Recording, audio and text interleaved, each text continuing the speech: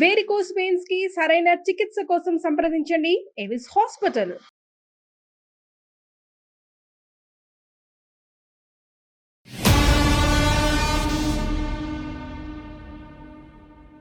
Legal advice కార్యక్రమానికి స్వాగతం. మనతో పాటు అడ్వకేట్ వెంకటేశ్వరి గారు ఉన్నారు. నమస్తే అమ్మా. నమస్తే అమ్మ, వదిన మరదలు మన స్టూడియోకి వచ్చారు. ఓ ఇది ఒక చిన్న ఒక ఆస్తికి సంబంధించిన గొడవ. ఓ నేను అన్నీ కోల్పోయాను, నా ఆస్తి నాకు ఇవ్వండి, అదైనా కనీసం నాకు ఆసరాగా ఉంటుందని వదిన. ఉన్న మనుషుల్నే వదిలేసుకున్నావు నువ్వు, ఇప్పుడు ఆస్తి నీకెందుకు ఇవ్వాలి, ఇది నాకు వచ్చిందని చెప్పి మరదలు. అసలు వదిన మరదలకు ఆస్తి ఏంటని అనుమానం రావచ్చు. ఒకసారి వాళ్ళతోనే మాట్లాడేద్దామా, స్టూడియోలో ఉన్నారు. తప్పకుండా. నమస్తే అమ్మా. నమస్తే అండి. నమస్తే. మీ పేరు? నా పేరు భాగ్య. భాగ్య. మీరు మరదలా? మీరు వదిన? నేను వదిన. రైట్. భాగ్య గారు చెప్పండి, అసలు ఏంటి సమస్య, ఏంటి లీగల్ అడ్వైస్ కార్యక్రమం దాకా ఎందుకు వచ్చారు? మేడం నమస్తే అమ్మా. నా పేరు భాగ్య. నా మ్యారేజ్ అయ్యి 7 years అవుతుంది మేడం. నా భర్త పేరు వెంకటేశ్వర్లు. నేను మహబూబ్ నగర్ నుండి వచ్చా మేడం. మా అత్తయ్యకి ఒక కొడుకు ఒక బిడ్డ. మా ఆయన జాబ్ చేస్తాడని నన్ను ఇచ్చినారు మేడం. ఇట్లా చిన్న జాబ్ చేసుకుంటా నెలకు 15,000 తెస్తాడు మేడం. అవి ఇంట్లో సరిపోవట్లేదు. సరిపోనప్పుడు చిన్న చిన్న గొడవలు అనేది అవుతుంటాయి. ఆయన వాళ్ళ అమ్మ మాటలిని చేసి నన్ను కొట్టడం చేయడం ఇట్లా చేస్తుండే. డబ్బు పోవటంతోనే చిన్న చిన్న ఇష్యూస్ వస్తున్నాయి. ఆయన నన్ను కొట్టడం చేయడం చేస్తుంటే నేనేం చేసినంటే ఇక్కడ ఉంటే కొడుతుండని మా పెళ్ళైన 6 monthsకే మా ఆయనను తీసుకొని వేరే కాపురం పెట్టిన. 6 నెలలకి అక్కడైనా ఏమన్నా మారతాడేమోనని వేరే కాపురం పెట్టిన మేడం. వేరే కాపురానికి ఆయన ఇష్టపడ్డా, మీరు బలవంతంగా తీసుకెళ్ళారు? అంటే రమ్మన్నా సరే అన్నాడు, వెళ్ళిపోయినాం. వెళ్ళిపోయినాక ఏమైంది, తాగడం, గుట్కాలు తినడం, ఇక అమ్మాయిలతోని. అతను ఏం చేస్తుంటాడు? డ్రైవింగ్ చేస్తాడు మేడం. మీరేమన్నా ఉద్యోగం చేస్తున్నారు? నన్ను ఎక్కడికి వెళ్ళనివ్వడు, నేను ఇంట్లోనే ఉంటా. పండగ అయిందనుకో, ఇది తేవ అంటే పంచాయతీ, అది తేవ అంటే పంచాయతీ, కొడతాడు. కొట్టినప్పుడు ఏం చేస్తాం మేడం, మా అమ్మ దగ్గరికి వెళ్ళిపోతా. అక్కడికి వెళ్ళి కొన్ని రోజులు ఉండగానే మళ్ళా వచ్చేది. మళ్ళా ఇదే కొట్టడం, వెళ్ళిపోవడం, నాయన కొట్టడం, నేను వెళ్ళిపోవడం, ఇదే జరిగేది. తర్వాతకి ప్రెగ్నెన్సీ అయి ఇంటికాడ ఉన్నప్పుడు, ప్రెగ్నెన్సీ ఉన్న అమ్మాయికి ఏదో ఒకటి తినాలనిపిస్తుంది కదా, బయటికి వెళ్ళాలనిపిస్తుంది కదా, ఎక్కడికన్నా వెళ్దామంటే గొడవ చేసేది, ఏదన్నా తింటా అంటే గొడవ చేసేది, ఏమన్నా అంటే ఇంతే అనేది. ఇక నేను ఇక్కడ ఉండలేను అని మా అమ్మ వాళ్ళ ఇంటికి వెళ్ళిపోయినా. పూర్తిగా వెళ్ళిపోయి అక్కడనే ఉండిపోయినా పాప పుట్టింది. పాప పుట్టినాకనన్నా నన్ను చూడడానికి రాలే మేడం వీళ్ళు. మీ ఆయన వచ్చారా? రాలే మేడం. రాలేదంటే ఎవరు వెళ్ళలేదంటమ్మా. కనీసం మా అత్తయ్య, మా మావయ్య, మా ఆడపడుచు, మా ఆయన రాలేదు. అసలు అత్తవారింటి తరపు నుంచి ఎవరు రాలేదు. నాకు మేడం. ఏమండి, మీ ఇద్దరు సపరేట్ గా ఉన్నారు కదా, సపరేట్గా ఉన్నప్పుడు మరి మంచిగానే ఉండొచ్చు కదా, మళ్ళీ ఎందుకు అంత ఆయన మీ మీద వ్యతిరేకత పెంచుకున్నాడు? ఇంకా వాళ్ళ అమ్మ కాంచి బయటికి వచ్చేసినమానో తెలియదు మేడం, కానీ నాతో గొడవ పెట్టుకుని అలవాటు పడ్డాడమ్మా. ఇప్పుడు అక్కడ ఉంటే అమ్మాయి ఎలాగానే మళ్ళీ అక్కడికి వెళ్ళినట్టున్నాడు. అది చెడు వ్యసనాలకి, దురలవాట్లకి అలవాటు పడిపోయాడు. ఇక మందు తాగి వచ్చి కొట్టడం చేయడం. ఇక నేను వెళ్ళిపోయినంటే ఇష్టరాజం, ఇల్లు ఆయనది కదా. అది నేను వెళ్ళిపోయిన అనుకో, ఇంట్లోకి ఎవరినైనా తీసుకురావచ్చు. కాదు భాగ్య, అప్పుడు మీ ఇద్దరి మధ్య ఓన్లీ ఫైనాన్షియల్ ఇష్యూ ఒకటే సమస్య, అదే పెద్దగా అయిపోయింది. అదే చాలా పెద్దగా అయిపోయింది. మనం మాట్లాడొచ్చు ఈ విషయంలో, దానికేముంది. అయితే నేను వెళ్ళిపోయినాక, పాప పుట్టినాక తను చనిపోయిండు మేడం. ఎట్లా? యాక్సిడెంట్ అయింది. ఇక తాగి ఉన్నాడు, డ్రైవింగ్ చేసిండు, యాక్సిడెంట్ అయింది, చనిపోయినప్పుడు నేను రాలే మేడం. ఎందుకంటే నేను హాస్పిటల్లో ఉన్నా, నాకు హెల్త్ ఇష్యూస్ ఉన్నాయి, చిన్న పాప మా అమ్మ వాళ్ళ దగ్గర ఉంది. మరి నన్ను తీసుకొచ్చేటోళ్ళు ఎవరు? అదేంటమ్మా, భర్త చనిపోతే తీసుకొచ్చే వాళ్ళేంటి? కాదమ్మా, భర్త చనిపోతే నువ్వు వెళ్ళకపోవటం ఏంటి? అంత పెద్ద కారణం ఏంటి? నేను హాస్పిటల్లో ఉన్నా మేడం, రాలేని సిచ్యువేషన్ లో ఉన్నా. భర్త చనిపోతే ఏడపిల్ల అయినా రాకుండా ఉంటారా మేడం? అంటే రాలేని సిచ్యువేషన్ అంటే హాస్పిటల్కి ఎందుకు వెళ్ళావు? ఆపరేషన్ చేయాలి అని అన్నారు మేడం. అంటే సరే అని హాస్పిటల్ అడ్మిట్ అయ్యి ఉన్నా మేడం. భర్త చనిపోతే రాలేని స్త్రీలు ఉన్నారా మేడం? నువ్వు ఏమవుతావమ్మా? ఆవిడకి ఏమవుతావు? మా వదిన మేడం. ఆమె చెప్పు, ఎందుకు రాలేకపోయిందంట? మా వదిన చెప్పేది అంతా అబద్ధం మేడం, ఒక్కటైనా కరెక్ట్ లేదు మేడం. ఆపరేషన్ లేదు, ఏం లేదు మేడం. ఊరికే హాస్పిటల్కి వెళ్ళింది? అసలు హాస్పిటల్కి వెళ్ళలేదు? హాస్పిటల్కే వెళ్ళలేదు మేడం. మా అన్నయ్యకు నేనంటే చాలా ఇష్టం మేడం. మా అన్నయ్య ఉన్నదే మాకు ఆయన ఒక్కడే మేడం. నేను మా అన్నయ్య చిన్నప్పటి నుంచి కలిసిమెలిసి పెరిగినాం మేడం. మా అన్నయ్యకు పెళ్ళైన 5 years కు నాకు కూడా పెళ్ళైపోయింది మేడం. మీ భర్త ఏం చేస్తారు? Software madam. ఓకే. ప్రతి సాఫ్ట్వేర్ అట్టమ్మా. ప్రతి చిన్న విషయం నాతో చెప్పుకునేది మేడం. మా పెళ్ళి అయిపోయినాక కూడా నీతోనే మాట్లాడేవాడా? అవును మేడం, మాట్లాడుకునేది. ఎందుకంటే ఇంటికి రానియకపోయేది మేడం మా వదిన. మా అమ్మ నాన్నతో కూడా మాట్లాడనియకపోయేది మేడం. అంత టార్చర్ పెట్టేది మేడం ప్రతి విషయంలో. మా అన్నయ్యకి వచ్చేది 15,000 రూపాయల జీతంతో. లేదు మేడం, luxury తను గా అబద్ధం బతకాలంటే చెప్తుంది ఎట్లా మేడం. బతకడు మేడం? మీరు ఆలోచించండి మేడం. తను అబద్ధం చెప్తుంది హైఫైగా మేడం. ఉండాలని కోరుకుంటది మేడం ఎప్పుడైనా. 15,000తో పల్లెటూరులో అంటే ఏమన్నా తెమ్మంటే అది హైఫై అవుతుందా మేడం? అన్ని కట్టుకోవడానికి అబద్ధాలు చీర ఆడతారు మేడం, తెమ్మంటే అన్ని హైఫై అబద్ధాలే. అవుతుందా మేడం? ఒక్కటైనా నిజం లేదు మేడం. అవన్నీ నిజాలు అయితే చనిపోయిన 1 ఇయర్ అవుతుందిగా మేడం. కనీసం మా అమ్మమ్మ నాన్నని చూస్తానికన్నా రావాలిగా మేడం. మేడం నేను హాస్పిటల్ లో ఉన్నా మేడం. ఇన్సూరెన్స్ నేను డబ్బులు కోలుకోవడానికి వచ్చినాయని టైం వచ్చింది పట్టింది మేడం. నాకు. కాదమ్మా, ప్రియారిటీ భర్తకి ఇవ్వలేకపోయింది మేడం. నాకు టైం పట్టింది చెప్పండి మేడం. మేడం, ఇట్లాంటి మరి మీరు లేడీస్ ఉంటారా మీ అన్న మేడం బిడ్డ ఉంది, ప్రపంచంలో మీ అన్న మీద ఎక్కడైనా? అంత ప్రేమ ఉన్నావి, మీ అన్న బిడ్డను చూడడానికి ఎందుకు రాలే? నువ్వు అన్ని సరే, అబద్ధాలు నువ్వు నా చెప్పకపోతే దగ్గరికి ఇక్కడ రాకపోతావా? నీ అన్న బిడ్డ నమ్మడానికి కోసం ఎవరు రావాలి కదా, నమ్మడానికి ఎవరు చూడాలి ఉండరు. కదా. ఎవరు ఉండరు. అట్లా కావాలంటే మేడం గారిని మన ఊరికి తీసుకెళ్దాం, వాళ్ళే చెప్తారు. నువ్వు ఇన్ని ఒక్కసారి అబద్ధాలు మా ఆడకూడదు. ఊరికి రండి మేడం, వీళ్ళు ఎన్నడన్నా వచ్చి చూసినారేమో చెప్తారు జనాలు. కాదమ్మా, ఇద్దరు వ్యాలిడ్ పాయింట్స్ చెప్తా ఉన్నారు చూడు. భర్త చనిపోతే ఈ ఎవడ వెళ్ళలేదు, కనీసం పిల్లుంది, మళ్ళీ చూసే అవకాశం ఉండదు భర్తని అనే ఈ ఇళ్ళలా. పాపను కూడా తీసుకురాలే మేడం చూపిస్తానికి. అన్న చనిపోయాడు, అన్న కూతురు ఆ వదిన దగ్గరే ఉందని చెప్పి అటువైపు నుంచి ఎవరు వెళ్ళలా. అంటే రెండు ఒకేలాగా కనిపిస్తా ఉన్నాయి చూడండి. ఇవాళ డబ్బుల కోసం వచ్చింది మేడం. మేడం, ఆ డబ్బులు ఆమెకి ఇచ్చేస్తే మా తల్లిదండ్రుల డబ్బులు పరిస్థితి ఏంటి ఏంటమ్మా మేడం? ఇక్కడ డబ్బుల సమస్య ఏంటంటే ఆస్తి పంపకాలు ఏమైనా ఉన్నాయా? మా సారు ఎల్ఐసి కట్టుకుంది మేడం. మీ హస్బెండ్ నామ్ని ఎవరి పేరు పెట్టాలి మేడం? ఎవరి పేరు మీద పెట్టాడు? పెడితే బిడ్డ పేరు పెట్టాలి, లేకపోతే పెండ్లం పేరు పెట్టాలి. చెల్లె పేరు పెడతారా మేడం? ఎప్పుడు కట్టుకున్న ఎల్ఐసి? పెళ్లి తర్వాత కట్టిందా, పెళ్లికి ముందు కట్టుకున్నదా? అంటే నా పెండ్లైన 1 ఇయర్ తర్వాత కట్టింది మేడం. ఆహా. కట్టినప్పుడు మరి నా పేరు పెట్టాలి, లేకపోతే మీకు తెలియదు అప్పుడు ఈ విషయం? నాకు తెలియదు మేడం. నాకు కట్టింది అని చెప్పలేదు, ఏది నాకు చెప్పడు మేడం. ఏది క్వశ్చన్ చెయ్యొద్దు అన్న. ఇప్పుడు నువ్వు ఈ టైంకి ఎందుకు వచ్చినావు, నువ్వెంత తెచ్చినావు, ఏంది బయటికి పోయి తెద్దాం రా అని మనం అడగొద్దిగా ఆయనని. ఇట్లా బయట అడిగితే తాగి మాటకు బయటికే అంటది మేడం. ఆయన స్తోమత కూడా అర్థం చేసుకోవాలి కదా మేడం. మనం ఆడవాళ్ళం కదా, మన భర్త స్తోమత తెలుసుకోవాలి కదా మేడం. సోమత అంటే మేడం నేనేమన్నా బంగారం కొని అన్నా, లేకపోతే మా అన్న యాక్సిడెంట్ లో చనిపోయాడు మేడం. ఒక్క ఉన్న ఆధారం కూడా మేము మిస్ అయిపోయినాం మేడం ఈ మధ్య చేపట్టి. ఈ పాలసీ సంగతి ఏంటో చెప్పండి. చెల్లి పేరు మీద 1 ఎకరం ఉంది మేడం. ఎకరం అత్తయ్య వాళ్ళు అమ్ముకుంటారంట, పాలసీ ఈమె తీసుకుంటదంట. మరి ఆమె అయితే ఆయన కన్నా బిడ్డే కదా, మరి అమ్మాయి ఎక్కడ పోవాలి? నేను ఇది అడగొద్దంట. ఇది అడిగితే నువ్వు డబ్బుల కోసమే వచ్చినావు అన్నతో పంచాయతీ. అవును మేడం, మరి డబ్బుల కోసం వచ్చినట్టే కదా. భర్త చనిపోయినప్పుడు పాప సంగతి ఏంటి మరి? ఆ పిల్లని మీరు చూసుకుంటారా? మీ అమ్మ నాన్న చూసుకుంటారా? చూసుకుంటా మేడం. నా తల్లిదండ్రులు ఇప్పటిదాకా నేను వీళ్ళకి ఇస్తే వీళ్ళు అన్నం చేసినట్టే చేస్తారు మేడం. భర్తను పిల్లని చూసుకోవటం కాదమ్మా, బాధ్యత తీసుకోవాలి. బాధ్యత నేనే తీసుకుంటా మేడం. మరి తన పరిస్థితి ఏంటి అప్పుడు? అది ఆమె ఇష్టం, అది ఆమె ఇష్టం అట్లా కాదు మేడం. ఇవాళ ఎల్ఐసి డబ్బుల కోసం వచ్చిన రేపు ఆ డబ్బులు తీసుకొని వెళ్ళిపోతుంది. మా తల్లిదండ్రుల పరిస్థితి ఏం కావాలి? వాళ్ళని ఎవరు చూడాలి? ఇప్పటి వరకు అయితే నేను ఉన్నా, ఎప్పుడు నేను ఉండనుగా మేడం. ఒక డబ్బులు ఇచ్చేస్తే ఆ డబ్బులు ఉన్నాయని కూడా ఆయన బిడ్డ పరిస్థితి ఏంటి? ఆయన కన్నా బిడ్డే కదా, మరి ఆయన బిడ్డ పరిస్థితి ఏంటి మేడం? 25 లక్షలు వచ్చినాయి మేడం. 25 లక్షలు వచ్చినాయి మొత్తం మీ పేరు మీదే ఉన్నాయి. అవును మేడం. మా అన్నయ్యకి ఎలాంటి అలవాట్లు లేవు మేడం. అన్ని వచ్చినాకనే అన్ని ఎక్కడెక్కడ అన్ని లేనిపోయి ఆగం చేసుకొని పోదు మేడం. అమ్మ, నీ వర్షన్ ఒకలాగా ఉంది, తన వర్షన్ అంటే రెండు భిన్న ధృవాల్లాగా ఉన్నాయి. నువ్వేమో అసలు ఏ అలవాటు లేవు, అసలుకి మా అన్నయ్య అంత మంచుడు ఈ ప్రపంచంలో లేడని నువ్వు చెప్తున్నావు. అంత దుర్మార్గుడు అలాంటి భర్త అసలు ఏ ఆడపిల్లకి రాకూడదు అన్నట్టుగా తను మాట్లాడతా. ఆమెకి ఆకాశానికి డిజైన్ లేస్తుంది మేడం. ఆమెకు అన్ని హైఫై కావాలి. ఏం లేవు మేడం. మా అన్నయ్యకి అప్పులు ఏం లేవు మేడం. అప్పులు అట్లాంటి మా అన్నయ్యకి అసలు అట్లాంటి అలవాటే లేదు మేడం. ఏ చిన్న అలవాటు కూడా లేదు మా అన్నయ్య. కేవలం ఈమె పెట్టే స్ట్రెస్ వల్లనే ఆయన యాక్సిడెంట్ లో చనిపోయాడు మేడం. అమ్మ, చనిపోవడానికి యాక్సిడెంట్ కి స్ట్రెస్ కి సంబంధం ఏముంది చెప్పు? ప్రతిసారి ఫోన్లు చేసి విసిగిస్తుంటే ఎట్లుంటది మేడం? మేడం భార్య అన్ని తెచ్చి పెట్టు అని అడిగితే చచ్చిపోతుందంటే ఎంతమంది మగవాళ్ళు చచ్చిపోవాలి మేడం? అట్లా ఒక బిడ్డని ఒక భార్యను సాధలేను ఆయన. ఎందుకు తేట్లేవు, ఈ జీతం సరిపోవట్లేదు, నేను చేస్తా అన్నా, నువ్వు వెళ్ళొద్దు బయటకు అంటాడు. సాధలేడు అని అనకు వదిన, సాధలేడు అని అనకు. సాధలేదు చేస్తా అన్నప్పుడు నన్ను కూడా మరి పంపించారమ్మా. మీరు ఎక్కడ ఉంటున్నారు? నేను ఇక్కడ హైదరాబాద్ లో ఉంటా మేడం. మా అమ్మ మా నాన్నని ఇక్కడికి నా దగ్గర తెచ్చుకొని సాగుకుంటున్నా మేడం. అమ్మ నాన్న ఇద్దరు కూడా మీ దగ్గరే ఉంటారు మేడం. మరి ఇప్పుడు ఈవిడ ఎప్పుడు వచ్చారు మీ దగ్గరికి? అన్నయ్య చనిపోయినాక ఎన్ని రోజులకి మీ ఇంటికి వచ్చారు? డబ్బులు వచ్చినాయి అని తెలిసి వచ్చింది మేడం.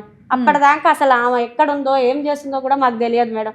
కనీసము మా అత్త ఉంది మా మామ ఉందని జ్ఞానం కూడా లేకుండా అసలు వాళ్ళని పట్టించుకోకుండా అసలు ఉన్నారా వాళ్ళు కూడా లేరా అనే పరిస్థితిలో ఇప్పుడు ఆమె లేదు మేడం. కేవలం డబ్బు కోసమే కోడల్ని ముందర పెట్టుకొని ఇప్పుడు ఆ డబ్బు కోసం వచ్చింది మేడం. అంతే మేడం, కోడల్ని ముందు ప్రేమ అనేది లేదు మేడం ఆమె దగ్గర. ఇప్పుడు నీ భర్త నీ మాట ఇంటుండే కాబట్టి మీ అమ్మని తీసుకొని పోయి ఉంచుకున్నావు నువ్వు. అదే నా భర్త నా మాట ఇంటే మీ అమ్మ మా అమ్మ నాన్నని కూడా తెచ్చుకొని పెట్టుకుందా నేను. లాజిక్ బాగుంది. ఇప్పుడు నీ మాట విన్నాడు కాబట్టి నీవు అమ్మ నాన్నని నువ్వు తీసుకుపోయి నీ దగ్గర పెట్టుకున్నావు. ఏమో ఎంతసేపు ఉన్నా ఈమె మంచిది కాదు అని అంటున్నావు. మీ అన్న ఏం చేస్తే నేనేం మాట్లాడినా కాదమ్మా, అసలు మీ మామగారు ఏం చేస్తా ఉంటారు, మీ నాన్నగారు? ఏం లేదు మేడం, ఉన్న ఎకరం దుంతారు, అల్ల వచ్చింది పండించుకుంటారు, తింటారు. ఇంకెట్లాగో కొడుకు బయటికి వెళ్ళి వచ్చిండు, కొడుకు తాగుతుండు, వాని పరిస్థితి ఎట్లుంటుందో అని ఆ ఎకరం కూడా అమ్ముకున్నారు మేడం. అమ్ముకున్నప్పుడు డబ్బులు ఇచ్చారా మీకు? ఇవ్వలేదు నాకు. ఓకే, అవి ఏమైనాయని నేను అడగొద్దు. డబ్బు ఏమైంది చెప్పరు, నేను అడగొద్దు. ఏమన్నంటే నువ్వు పెడుతున్నావా, ఏమన్నంటే నువ్వు పెడుతున్నావా, ఆ ఎకరం పొలం అయ్యి అడగొద్దన్నారు. సరే, మీ అమ్మ మీ నాన్న కష్టం నేను అడగను. ఇప్పుడు నేను కొన్ని ప్రశ్నలు అడుగుతాను మిమ్మల్ని, ఆ ప్రశ్నలకు సమాధానం చెప్పండి. మొదట మిమ్మల్ని అడుగుతాను, పెళ్ళి ఎంతకాలం అయింది మీది? 7 years అయింది. 7 years అయింది. పెళ్ళి 6 నెలలకి మీరు ఇండిపెండెంట్ అంటే సపరేట్ గా వెళ్ళిపోయారు. సపరేట్ గా వెళ్ళిన తర్వాతే మీరు ప్రెగ్నెంట్ అయ్యారు. ఎంత కాలం ఉన్నారు సపరేట్ గా? సపరేట్ గా ఉన్నాం మేడం. గొడవ కాగానే అమ్మ ప్రెగ్నెంట్ అయ్యేంత మటుకు ఉన్నారు కదా, అది ఎంత కాలానికి మీరు ప్రెగ్నెంట్ అయ్యారు? పోయినాక ఒక 2-3 months కే తెలిసింది మేడం. అంటే మీరు సపరేట్ గా ఉండడం కూడా ఒక 6-7 months ఉండి ఉంటారు అంతే కదా. తర్వాత మీరు పుట్టింటికి వెళ్ళిపోయారు. వెళ్ళిన తర్వాత మీ పాప పుట్టింది. మీ పాప పుట్టిన ఎంత కాలానికి ఇతను చనిపోయాడు? 2 years కి మేడం. 2 years మళ్ళీ తిరిగి రాలేదు. ఆయన మొదటి నుంచి తాగుతున్నాడా పెళ్ళైనప్పటి నుంచి? ఇక అది నాకు చెప్పలే మేడం. మీ అనుభవం తెలియడం నా పెళ్ళైనాకనే తెలిసింది తాగుతున్నా. కాదు, పెళ్ళైన తర్వాత తాగి రావడం ఉన్నది, కొట్టడం ఉన్నది. మీ ఇద్దరి మధ్యన గొడవలు జరుగుతున్నాయి. 15,000 రూపాయల జీతం వలన మీకు ఇబ్బందులు అవుతున్నాయి. ఇదే కదా మీ కేసు? అదే. ఓకే, మీరు ఆగండి. ఇక్కడ మీ పుట్టిల్లు ఎక్కడమ్మా ఎగ్జాక్ట్లీ? మీ అమ్మ నాన్నగారిది మహబూబ్ నగర్ మేడం. మహబూబ్ నగర్. మీకు పెళ్ళయింది ఎక్కడ? పెళ్ళయి మీ భర్త మీరు ఎక్కడ ఉంటున్నారు? హైదరాబాద్ లో ఉంటున్నాం. హైదరాబాద్. మీరు ఉద్యోగం చేస్తున్నారా? లేదు మేడం, ఖాళీ హౌస్ వైఫ్. మీ వారు ఏం చేస్తారు? Software madam. సాఫ్ట్వేర్. ఎంత జీతం వస్తుంది? 70,000 మటుకు వస్తుంది మంత్. 70,000. మీకు ఎంతమంది పిల్లలు? ఒక పాప మేడం. ఎంత వయసు ఉంటుంది? 2 years ఉంటుంది మేడం. 2 years. సో మీరు ఇప్పుడు ప్రస్తుతము మీ తల్లిదండ్రులు మహబూబ్ నగర్ లో ఉన్నారా, మీ దగ్గర ఉన్నారా? ఇందాక మీరు మీ దగ్గర ఉన్నారని చెప్పారు జయ గారికి. మీ దగ్గర ఉంటున్నారు. మీ నాన్నగారు ఏం చేసేవారు? అగ్రికల్చరిస్ట్. అప్పుడు మేడం, ఇప్పుడు ఏం లేదు. ఇప్పుడు ఏం లేదు. 1 ఎకరం అమ్మిన డబ్బును ఏం చేశారు? మా అన్నయ్యకి యాక్సిడెంట్ అయితే అవుతుంది కదా మేడం, డబ్బులు ప్రైవేట్ హాస్పిటల్ జాయిన్ చేస్తే కాకుండా ఉంటాయి. అంటే యాక్సిడెంట్ ఎలా యాక్సిడెంట్ జరిగింది? ఎక్కడ జరిగింది యాక్సిడెంట్? డ్రైవింగ్ చేస్తుంటాను మేడం. డ్రైవర్ ఎక్కడ? ఏ ఊర్లోని? హైదరాబాద్ మేడం ఆయన చేసేది కూడా. అంటే యాక్సిడెంట్ అయిన ఇమీడియట్ గా చనిపోలేదు, ఆయన హాస్పిటల్ మేడం. ఎంతకాలం ఉన్నాడు? ఒక 1 week పెట్టిరు మేడం. ఎందుకు చనిపోయాడు? అంటే యాక్సిడెంట్ ఎందుకు జరిగింది అన్నది తెలుసా మీకు? ఎందుకు జరిగిందంటే ఇక ఇట్లా ఫోన్ చేయడం వల్ల, ఫోన్ మాట్లాడుకుంటూనే అయింది మేడం యాక్సిడెంట్. మీ రిపోర్ట్స్ ఉన్నాయండి? LIC రిపోర్ట్స్ కానివ్వండి, మెడికల్ రిపోర్ట్స్ కానీ ఉన్నాయా మీ దగ్గర? ఒకసారి ఉంటే ఒకసారి ఇవ్వండి. అంటే తనతోనే మాట్లాడుతుంటే, తన భార్యతో మాట్లాడుతూనే యాక్సిడెంట్ అయిందని అంటారా? మాట్లాడుతుంటేనే అయింది మేడం. సరే, ఫోన్ మాట్లాడుతున్నాడు అక్కడ, ఆవిడే అనే మీరు ఎలా చెప్తారు? కాల్ లిస్ట్ తెలుస్తుంది కదా మేడం. ప్రతి 5 నిమిషాలకు ఒకసారి ఫోన్ చేసి డిస్క్ పెడుతూనే ఉంటది, టార్చర్ పెడుతుంటది. వచ్చేది లేదు, సచ్చేది లేదు, సంసారం చేసేది లేదు, ఏం లేదు. ఇక ప్రతిసారి ఇదే. ఇక ఇట్లా చేయడం వల్లనే మా అన్నయ్య చనిపోయాడు మేడం. ఉన్న ఒక్క ఆదరు దిక్కు కూడా మా అమ్మ మా నాన్నకు లేకుండా చేసింది మేడం. ఇప్పుడు డబ్బుల కోసం వచ్చి కొట్లాడుతుంది. భర్తకు ఫోన్ చేయడం కూడా తప్పేనా మేడం? తప్పు కాదంటలేదు మేడం, మంచి కోసం చేయాలి మేడం. భర్తకి మంచి కోసం చేయాలి, మంచి కోసం చేయాలి. నా భర్త నేను ఇట్లా టార్చర్ పెట్టాను కదా, టార్చర్ పెట్టాను కదా, నేను నీళ్ళకి అట్లా టార్చర్ పెట్టాను దాని కదా. నేను ఎందుకు ఎంత మంచి మా అమ్మ మా నాన్న కూడా సాధాలే తెచ్చి. ఒక్క నిమిషం శ్రవంతి, ఇప్పుడు ఆ డబ్బులోనే ఆమెకి అంటే మీ వదిన కూతురికి ఏమైనా ఇవ్వడానికి సిద్ధంగా ఉన్నావా నువ్వు? సిద్ధంగానే ఉన్నా మేడం. ఒక్క రూపాయితో సహా మా అన్న పిల్లలకి, మా అమ్మ మా నాన్నకి పెట్టుకుంటా మేడం. దానికి మీరు ఏ సొల్యూషన్ చెప్తా దానికి నేను రెడీగా సిద్ధపడే. నాకు ఒక్క రూపాయి కూడా చదువుకైనా పెళ్లికైనా డబ్బులు కావాలిగా మేడం. తన ఆడ ఎట్లా ఏం చేస్తా పిల్లకి పెళ్లి ఆమెకే ఇస్తా కదా మేడం. ఇస్తా అంటుంది కానీ ఇప్పుడు ఇయ్యదంట. ఆమెకి పెళ్లి చేసే టైం వస్తది కదా, అప్పుడు ఇస్తదంట. ఎవరికో పెళ్లి ఇప్పుడు ఎవరో వస్తారు చేసుకుంటానని, ఆయనకి ఇస్తా అన్నప్పుడు మరి ఈమెను ఎట్లా చదివియాలి నేను? ఎవరో కాదు నేను చెప్పేది కాదు చదువుతే. శ్రవంతి నువ్వు ఆ పాపకి ఇస్తా అంటున్నావు, మీ వదిలేకి మాత్రం ఇవ్వవా? ఎందుకు ఇస్తాం మేడం ఆమెకు? మరి ఆమె ఎట్లా బ్రతకాలి?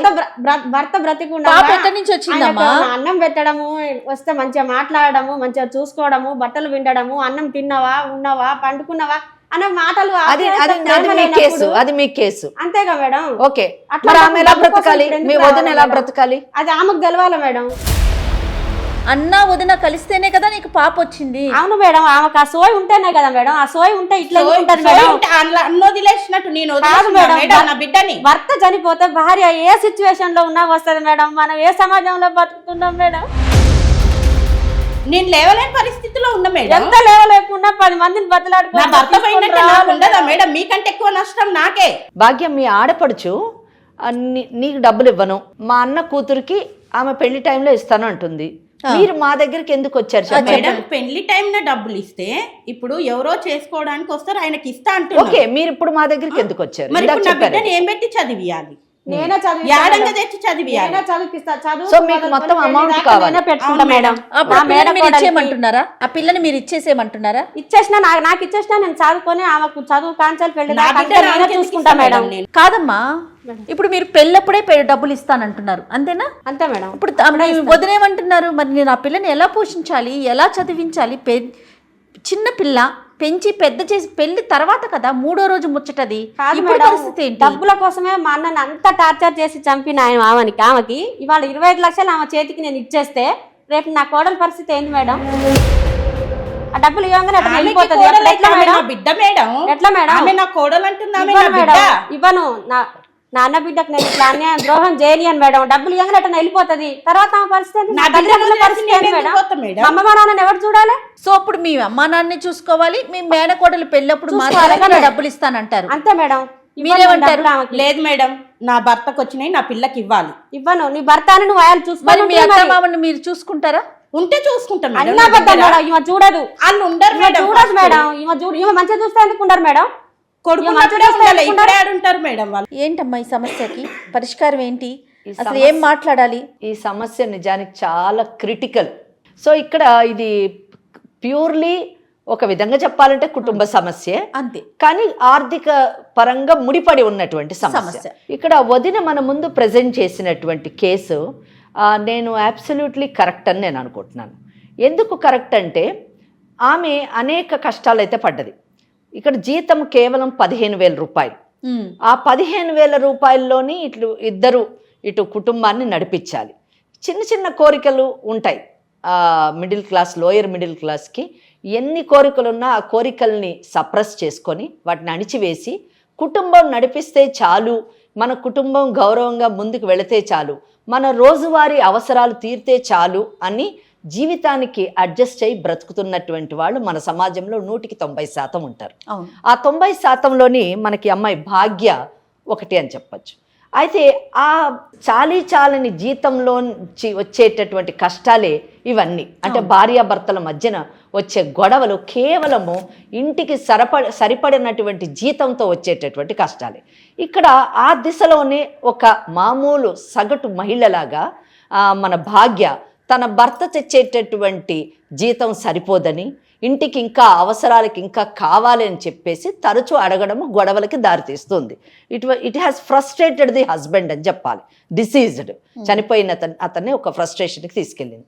ఎప్పుడైతే మగవాడు ఫ్రస్ట్రేషన్కి గురవుతాడో ఇక్కడ కుటుంబం అన్నది ఎలాగ ఉండాలంటే ఎప్పుడు కొడుకు చేసేటటువంటిది కరెక్ట్, కొత్తగా వచ్చినటువంటి కోడలు ఒక తప్పు, ఆమె ఏది చెప్పినా తప్పే చేస్తుంది, ఆమె అసలు ఈ కుటుంబంలో అంతర్భాగం కాదు అని చూసేటటువంటి అత్తమామలు చాలామంది మన సమాజంలో ఈనాటికి ఉండడం మనం గమనించదగినటువంటి విషయం. భాగ్య ఒక అత్తమామలు కొడుకు జీతం కేవలం 15,000 మాత్రమే, ఆ జీతం వాళ్ళ కుటుంబం నడవడానికి సరిపోవట్లేదు అన్న ఒక చిన్న విషయాన్ని అర్థం చేసుకుని ఉంటే వాళ్ళిద్దరి మధ్యన వచ్చినటువంటి గొడవల్ని ఎక్కడికక్కడ సర్ది చెప్పి వాళ్ళిద్దరిని కలిపి ఒక మంచి కుటుంబంగా నడిపేటటువంటి అవకాశం ఉండేది. నిజం చెప్పాలంటే వాళ్ళు అలా చేస్తుంటే వాళ్ళ కొడుకుని కోల్పోయేవారు కాదు. ఇది అక్కడ పెద్ద లాస్. వాళ్ళు ఏమనుకున్నారంటే కోడలు బయటికి వెళ్ళిపోయింది, కోడలు పీడ వదిలింది అనుకున్నారు, కానీ వాళ్ళ కొడుకునే పోగొట్టుకున్నారు అన్న చిన్న విషయాన్ని వాళ్ళు మిస్ అయ్యారు. ఇక్కడ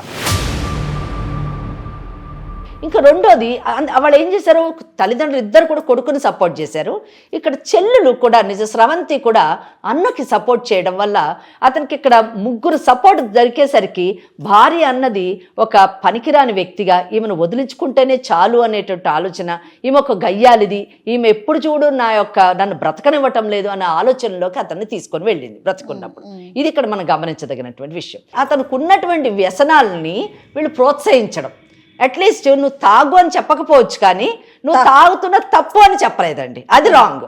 నువ్వు తాగు అని ఏ తల్లిదండ్రులు ప్రోత్సహించారు, నేను ఒప్పుకుంటాను, కానీ తాగొద్దురా అని చెప్పేసి బెదిరించేటటువంటి తల్లిదండ్రులు చాలా తక్కువ మంది ఉంటారు. ఇక్కడ చెల్లెలు కూడా నీ వల్లనే మా అన్నయ్య వ్యసనాలకు లోనయ్యాడు అని అంటుంది, కానీ ఆ మనసుకు తెలుసు పెళ్లి కాకముందు కూడా వాళ్ళ అన్నయ్య తాగుతూ ఉండేవాడు అని చెప్పేసి.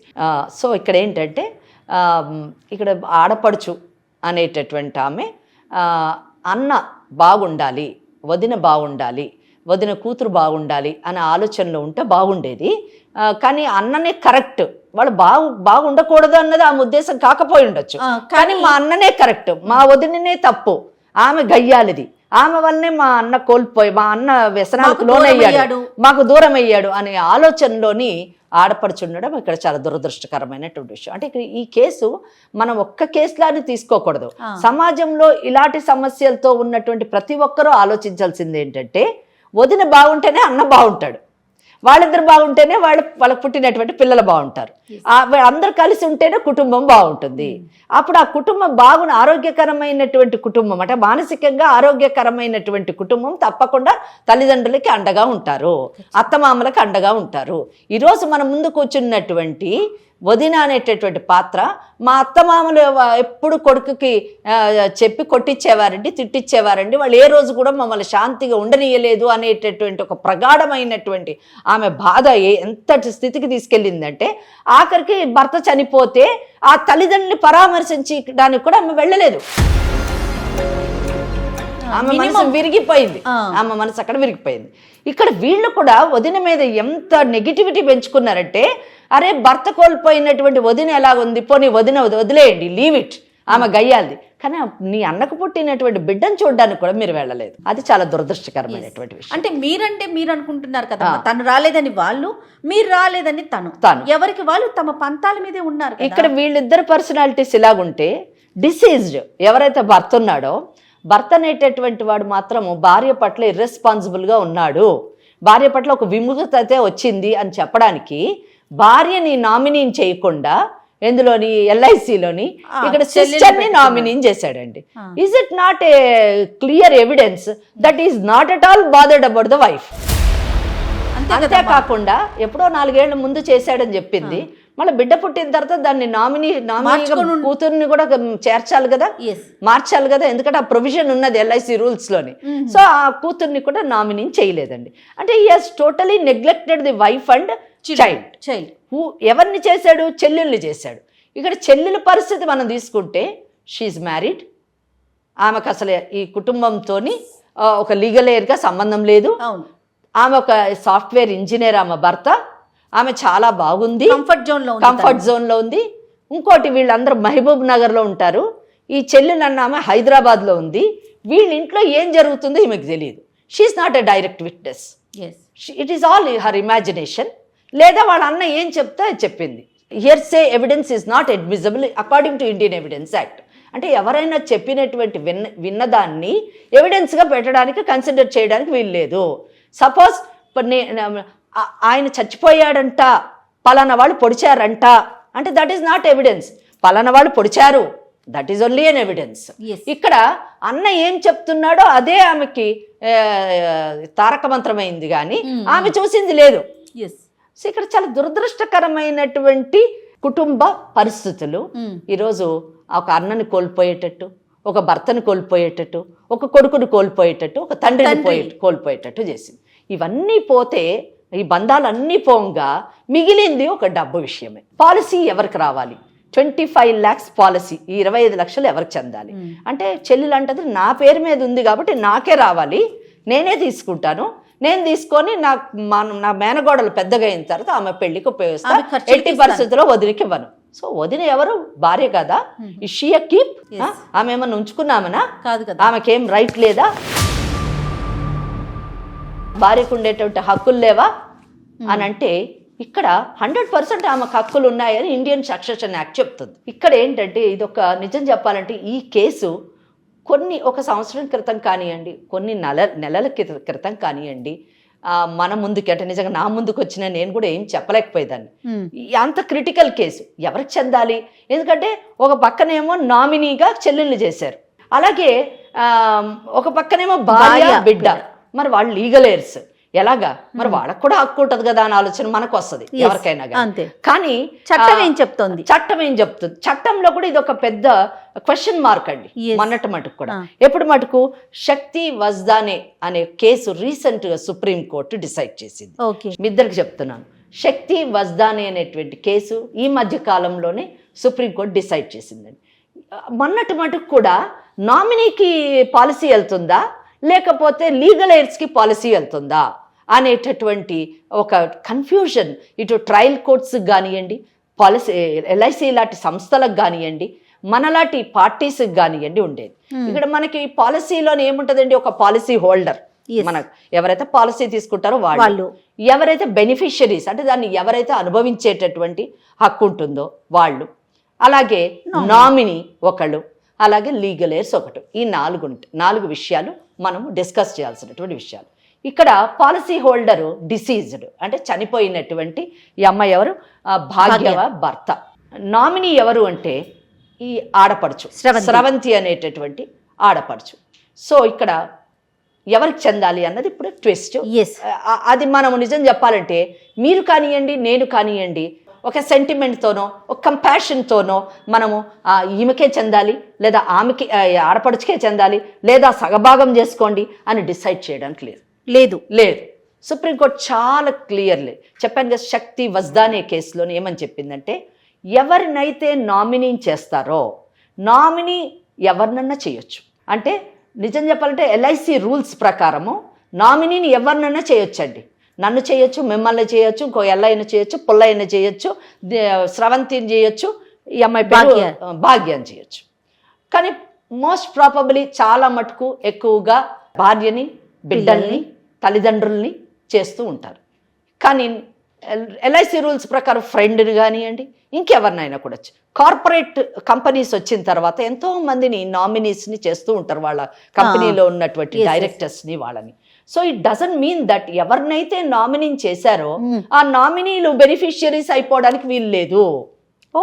కంపెనీస్ బిజినెస్ వరల్డ్లోని బిజినెస్ని ప్రొటెక్ట్ చేయడానికి నామినీ అనేటటువంటి పాత్ర వచ్చింది, కానీ nominee is not a beneficiary unless and until nominee and legal heir are both are one and same. Suppose ఒక పెద్ద రిచ్ మ్యాన్ ఉన్నాడు, ఆ రిచ్ మ్యాన్కి ఏ కొడుకున్నాడు, ఆయననే నామినీ, ఆయననే లీగల్ ఎయిర్, దెన్ ఆయనే బెనిఫిషియరీ అవుతాడు. కానీ ఆ రిచ్ మ్యాన్కి నేను డాటర్, మీరు నామినీ, ఆయనకి రిచ్ మ్యాన్కి ఏమన్నా అయితే as a legal heir I'm a beneficiary, you are not a nominee, only for the company sake you are made as a nominee.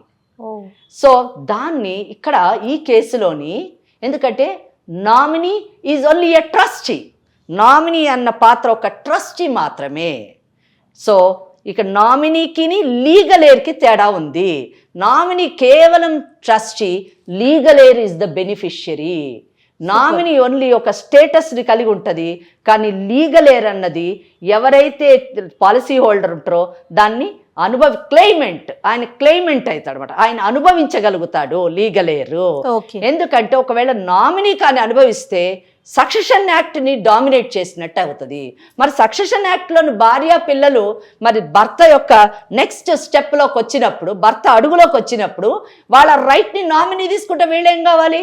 Succession act దెబ్బతింటది.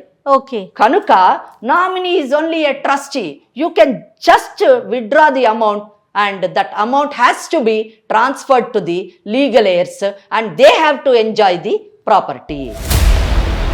So వీళ్ళు ఏం చేయాలి? సక్సెషన్ ఓపీ వేసుకొని we are the successors అని చెప్పేసి ఎవరికైతే legal air certificate వస్తుందో వీళ్ళకి ఏమిస్తారంటే check ఇస్తారు, డిసీజ్డ్ బ్యాంక్ అకౌంట్ చెక్ ఇస్తారు, నువ్వు నామినీ కదా ప్లీజ్ టేక్ ఇట్ అంటారు. ఇచ్చారమ్మా మీకు? ఇచ్చారు. వీళ్ళు ఏం చేస్తారు? వీళ్ళ అకౌంట్లో వేసుకోగలరా? వేసుకోలేరు. ఒకవేళ వేసుకున్నా కానీ ఎవరు లీగల్ ఎయిరో వాళ్ళకే ఆ అమౌంట్ అవుతుంది. మరి ఆ లీగల్ ఎయిర్ ఎవరు అని వాళ్ళకేం తెలియాలి? బ్యాంక్ వాళ్ళకి నేను లీగల్ ఎయిర్ అని 100 మంది వస్తారు. సో లీగల్ ఎయిర్ సర్టిఫికేట్ ఎవరు తెచ్చుకుంటారో, సక్సెషన్ సర్టిఫికేట్ ఎవరు తెచ్చుకుంటారో వాళ్ళకి అది ప్రెజెంట్ చేసినప్పుడు బ్యాంక్ ఆ అమౌంట్ రిలీజ్ చేస్తుంది. So her role is only postman's role. అక్కడ LIC నుంచి అలా చెక్కు తీసుకుంటుంది, అలా తెలిసి ఆ బ్యాంకులో వేస్తుంది, ఆ బ్యాంక్ అలా వాళ్ళకి రిలీజ్ చేస్తుంది when they get the succession certificate. So ఈ మెథడ్ని అంటే ఈ కన్ఫ్యూజన్ని ఎంత క్లారిటీ ఇచ్చింది సుప్రీంకోర్టు. మొన్నటి మటుకు ఎవ్రీబడి హ్యాడ్ ఏ ట్రబుల్. అందరూ LIC వాళ్ళు కూడా ఏంటిది, ఎందుకంటే 2015లోని some amendments have taken place. Policy rules అని, పాలసీ లాస్ని కొన్ని ఇచ్చేశారు. ఇప్పుడు ఈ మధ్య కాలంలోని సుప్రీంకోర్టు ఇచ్చినటువంటి జడ్జిమెంట్ వలన టోటల్ క్లారిటీ వచ్చేసింది. అయితే ఇక్కడ ఈ కేసులో కొంచెం కన్ఫ్యూజన్ ఉంది. ఏంటంటే ఈ కేసులో ఒకటి క్లారిటీ ఏంటంటే ఆడపడుచు Sravanthi undoubtedly she was made a nominee by her deceased husband, దాంట్లో అనుమానం లేదు. కానీ ఆ నామినీ ఆ పాలసీలో వచ్చేటటువంటి బెనిఫిషియరీ మాత్రము భార్య పిల్లలు ఫస్ట్ వస్తారు. సో వాళ్ళిద్దరికే ఆ అమౌంట్ వెళ్తుంది. కానీ ఇక్కడ ఈ అమ్మాయి ఒక్క డౌట్ మనం ఇక్కడ మటుకు లాలోని ఏం మార్పు చేయడానికి లేదండి, మన చేతిలో ఏం లేదు. చట్టం మనం చెప్పిన నువ్వు తీసుకోమ్మా అని చెప్తే కూడా ఎవరు ఇచ్చేది లేదు, అక్కడ నువ్వు తీసుకోమ్మా అని చెప్తే కూడా ఎవరు ఇచ్చేది లేదు. కానీ ఇక్కడ మన మటుకు వచ్చినందుకు చిన్న మనము ఒక మంచి పని చేయొచ్చు. సామాజిక కుటుంబ కోణంలో ఆలోచించి, ముఖ్యంగా చిన్నారి భవిష్యత్తుని దృష్టిలో పెట్టుకొని మనం ఆలోచించి మనం చేయగలిగింది ఏంటంటే, మనం ఆడపడుచుకి ఇక్కడ ఒక్క మాటలోని నేను ఆమెను సపోర్ట్ చేస్తున్నాను, ఆమెతో నేను ఏకీభవిస్తున్నాను. ఏ విషయంలోనంటే ఆ అమ్మాయి ఒకటి చెప్పింది, ఏమండి ఆ అమ్మాయి మా వదిన మా అన్ననే చూడలేదు, సరే నమ్ముదాం అక్కడికి. ఇప్పుడు ఏం నమ్మినా నమ్మకపోయినా ఎవరు కరెక్ట్ ఎవరు రాంగ్ అని చెప్పుకోవడం అనవసరం. ఎందుకంటే అసలైన వ్యక్తి ఇక్కడ లేడు మనకు చెప్పడానికి, మన ఫోన్ కాల్ కలపడానికి ఆయన లేడు, అక్కడ ఫోన్ కాల్ పోదు. కానీ ఇక్కడ నేను ఒక్కటి చెప్తున్నాను, ఆ అమ్మాయి భవిష్యత్తు గురించి ఈ అమ్మాయి మాటని మనం గౌరవించి, అంటే ఆడపడుచు మాటని గౌరవించి ఆ అమౌంట్ని మీరు రిలీజ్ అయిన తర్వాత ఆ పాప పేరు మీద ఒక 15 lakhs మీరు FD చెయ్యండి.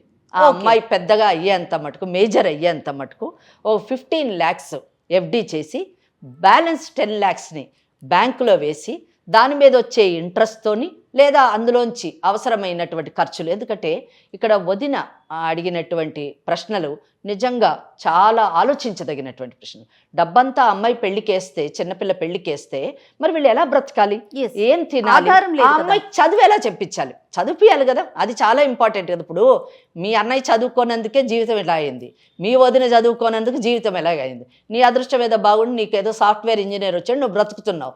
మీ తల్లిదండ్రులు చదువుకోలేక ఉన్న ఎకరం పొలం అమ్ముకొని వాళ్ళు నీ పంచన చేరారు.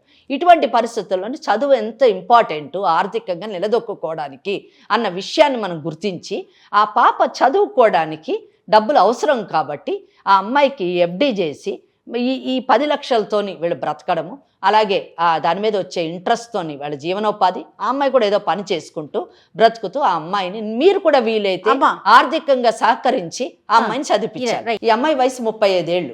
గబక్కని ఈ అమ్మాయి వేరే ఎవరినన్నా పెళ్లి చేసుకుని వెళ్ళిపోయింది అనుకోండి, ఆ అమ్మాయి భవిష్యత్తు ఏమవుతుంది? ఇప్పుడు నీకు చెప్పింది నీకు అర్థమైందా? చట్టము చాలా పగడబందిగా ఉంది. మనం కొన్ని సందర్భాల్లోని చట్టాన్ని మనకు అనుకూలంగా మనము మలుచుకుంటూ ఉంటాం. కానీ ఇక్కడ మీ కేసుకు సంబంధించినటువంటి చట్టం అంటే సుప్రీంకోర్టు చాలా క్లియర్గా చెప్పేసింది అనమాట, ఎవరికి డబ్బు రావాలి, ఎవరికి వెళ్ళాలి, దట్స్ ఆల్. కనుక ఇక్కడ ఈ కేసులో ఏంటంటే 100% మీ వదిన కూతురికే వెళ్తుంది. ఇక్కడ మీరు చేయాల్సింది ఏంటంటే, మీకు కూడా చెప్తున్నానండి, ఇక్కడ మీరు ఇన్ని రోజులు మా ఆడపడు చెడ్డది, మా అత్తమామ చెడ్డది ఒక ఫిక్స్ అయిపోయారు, వీళ్ళ వల్ల నా భర్త ఇలా తయారయ్యాడు, నా జీవితం ఇలాగ నాశనం అయింది అనే ఆలోచనలో మీరు. ఈ అమ్మాయి ఏమో మా వదిన చెడ్డది, మా వదిన వల్లనే మా అన్నను మేము కోల్పోయాము, మా అన్న మాకు దూరం అయ్యాడు అనే ఆలోచనలో ఆమె ఉంది. ఎవరి గురించి అయితే అనుకున్నారో అతను వెళ్ళిపోయాడు హ్యాపీగా, ఆయనకి ఇంకే ప్రాబ్లం లేదు, రెస్పాన్సిబిలిటీ లేదు. ఎటు తిరిగి ఉన్న మీ ముందే జీవితము భవిష్యత్తు ఉంది. కనుక మీరందరూ ఇప్పుడైనా కనీసం మీ అత్త మామ మీరు మీ ఆడపడుచు అమ్మ నువ్వు కొంచెం మంచి పరిస్థితిలో ఉన్నావు కాబట్టి మంచిగా ఆలోచించి ఆ అమ్మాయి జీవితం ఎలాగో నాశనం అయిపోయింది, భర్తను కోల్పోయింది, నువ్వు నీ అన్నలు ఎలా కోల్పోయావు, ఆమె పసుపు కుంకుమలు కోల్పోయింది. కనుక నువ్వు కొంచెం దయతోని, ఒక ఆడపిల్లలాగా సహృదయతతోని, కొంచెం ఒక చిన్న పిల్ల ఉంది, ఇంకొక ఆడపిల్ల ఉంది కనుక నువ్వు కూర్చొని, మీరందరూ కూర్చొని ఆలోచించి చక్కగా ఎలాగా ఆ బిడ్డను చదివిద్దాము, ఆ అమ్మాయికి ఎటువంటి భవిష్యత్తు ఇద్దాము అని ఒక ఆలోచన చెయ్యండి. ఆలోచన చేసి ఈ అమౌంట్ నేనేం చెప్పినట్టుగా ఓకే, మీకు ఫిగర్స్ నచ్చకపోతే ఫిగర్స్ మార్చుకొని మీరు ఎఫ్డీస్ చేసి మీరు వీలైనంత మీరు కూడా ఆర్థికంగా ఆ బిడ్డ చదువుకోవడానికి సహకరించండి. ఒకటి అందరూ కలిసి ఆ ముసలి తల్లిదండ్రులకి మీ వంతు ఏమన్నా చేయగలుగుతూ మీరు చెయ్యండి. కూతురుగా మీ బాధ్యత ఏమండి, సక్సెషన్ యాక్ట్ అమెండ్ చేసిన తర్వాత ఆడపిల్లలు ఆస్తులు పంచుకోవడమే కాదండి, బాధ్యతలు కూడా పంచుకోవాలి. కాబట్టి మీరు చూసుకుంటున్నా అని చెప్పారు, మీరు చూసుకోండి. ఏదో దేవుడి దయ వల్ల ఆమెకు కూడా ఏ ఉద్యోగం అన్నా వచ్చి ఏదన్నా 4 డబ్బులు సంపాదించుకోగలిగితే మన బిడ్డతో పాటు మీ అమ్మ నాన్న కూడా తన బిడ్డలు అనుకుని ఒక ముద్ద పెడుతుంది, దాంట్లో ఏం ప్రాబ్లం లేదని అనుకుంటున్నాను. ఆ మంచితనం మీరు కూడా చూపించాలి మేడం. నేను పనికి వెళ్తే నా బిడ్డను చూడడానికి కూడా ఒకరు ఉండాలి కదా. మంచి మాట చెప్పారు. మీరు నన్ను అడిగితే మీ అత్త మామ మీరు మీ బిడ్డ కలిసి ఉండండి, మీరు ఆర్థికంగా మీ అమ్మ నాన్న కొంచెం హెల్ప్ చేస్తుండండి, ఆ చిన్న పిల్లను కూడా కంట కనిపెడుతూ ఉండండి. నో డౌట్ మీ మీద అన్ని రెస్పాన్సిబిలిటీస్ మీ మీద వేస్తున్నామని మేము అనుకోవద్దు. మీరు మీ అన్న కదా, మీ అన్న కూతురు, ఎంత ప్రేమ ఉంటే మీ మీద పాలసీ పెట్టాడు, ఒక్క నమ్మకంతో కదా మేడం నా మీద ఇచ్చింది కదా. డబ్బులు ఊరికే నా చెల్లెకి ఇస్తారా? నేనేం చెప్తున్నా అంటే అది సొల్యూషన్. దో లా ఏం చెప్తుంది, లా ఆమెకే చెందుతుంది అని చెప్తుందండి. కానీ నేనేం చెప్తున్నానంటే ఆమెకి చెందినటువంటి డబ్బుని మీకు డౌట్ ఉంది కాబట్టి ఎఫ్డి చేయండి, ఫిక్స్డ్ డిపాజిట్ చేయండి. చేస్తే మీ కోరిక తీరుతుంది, ఆమె కోరిక తీరుతుంది, పిల్ల భవిష్యత్తు కూడా బాగుంటుందండి అని నేను అనుకుంటున్నాను. చాలా మంచి సొల్యూషన్ అమ్మా, చాలా చక్కగా మీరు ఆలోచించండి, మీరే ఆలోచించుకోండి అమ్మా. చక్కటి నిర్ణయం. ఇప్పుడు కోర్టుల చుట్టూ తిరగటం మీ జీవితం అయిపోతుంది, అమ్మాయి జీవితం అయిపోతుంది. అనవసరంగా అక్కడ దాకా వెళ్ళే కన్నా సమస్య చాలా చిన్నది, పరిష్కారం పెద్దది, సమస్య చిన్నదే. చక్కగా దానికి మంచి సొల్యూషన్ చెప్పారు కాబట్టి సార్ట్అవుట్ చేసుకోండి. వాళ్ళ తల్లిదండ్రుల్ని మీరు చూసుకోండి. మీ అత్త మామమ్మ, ఆమె తల్లిదండ్రులతో పాటు నీకు కూడా అత్త మామ కదా, మీరు చూసుకోండి. అమ్మ మీ కాపురం మీరు శుభ్రంగా చేసుకుంటూ వీళ్ళు మంచి చెడు చూసుకుంటూ ఉండండి అమ్మ చెప్పినట్టుగా. సో ఏదేమైనా స్రవంతి, మీ అన్న గురించి నీకు బాగా తెలుసు, ఆయనకున్నటువంటి అవలక్షణాల గురించి కూడా మీకు తెలుసు. దానివల్ల మీ వదిన జీవితం పాడైందన్న విషయం కూడా తెలుసు, ముఖ్యంగా తాగుడు వలన. కనుక పోయిన ఆయన ఎలాగో పోయాడు అవన్నీ మర్చిపోయి మీ వదిన మీద వ్యతిరేకత మానుకొని మీరందరూ కలిసి ఒక మంచి నిర్ణయం తీసుకొని ఆ పిల్ల భవిష్యత్తు ఇది చేస్తే బాగుంటుంది. అంతే కదా? అంతే. సో ఏదేమైనా విన్నారు కదమ్మా, దాన్ని బట్టి ఆ డబ్బుల్ని ఎలా చేయాలి, ఎలా సమానంగా పంచుకోవాలి, అందరికీ న్యాయం జరిగేలాగా, అందరూ సంతోషంగా ఉండేలాగా మంచి నిర్ణయం తీసుకోండి. అంటే వాళ్ళు ఏమనుకుంటున్నారు, ఆడపడుచు ఏమనుకుంటుందో ఒకసారి అడగండి. రైట్ మా, మర్చిపోయాను. మీరేమనుకుంటున్నారు? ఇప్పుడు మొత్తం విన్నారు మేడం చెప్పిందంతా కూడాను, నీకేమనిపిస్తుంది? ఇప్పుడు మేడం గారు కూడా మా మంచి కోసమే ఆలోచించారు కదా మేడం, మా వదిన కోడల కోసమే కదా ఆలోచించింది. నేను కూడా కాంప్రమైజ్ అయినాను, వాళ్ళు కూడా బతకాలి కదా మేడం అన్న విధంగానే ప్రొసీడ్ అవుతాం మేడం. ఓకే, మరి మీరు? మేడం ఎట్లా చెప్పినారో నేను కూడా అట్లా మీ మీద బాధ్యత ఇంకా పెరిగింది. మీ బిడ్డతో పాటు మీ అత్త మామలు కూడా చూసుకోవాలి, ఆ బాధ్యత ఉంది, అది మర్చిపోకండి. ఇక్కడ జయ గారు మనం ఏం చేయలేము, లా ఇంతే, ఇంతవరకే చెప్తే మనము చెప్పగలము. అమ్మ ఏం మాట్లాడినా మనకి చట్టానికి లోబడి అంతే. Solution is this, that's all. Only ఆ తర్వాత జరిగేదంతా కూడా వాళ్ళ యొక్క మంచితనం మీద, వాళ్ళ సంస్కారం మీద ఆధారపడి. థ్యాంక్ యూ అమ్మా. నమస్తే అమ్మా.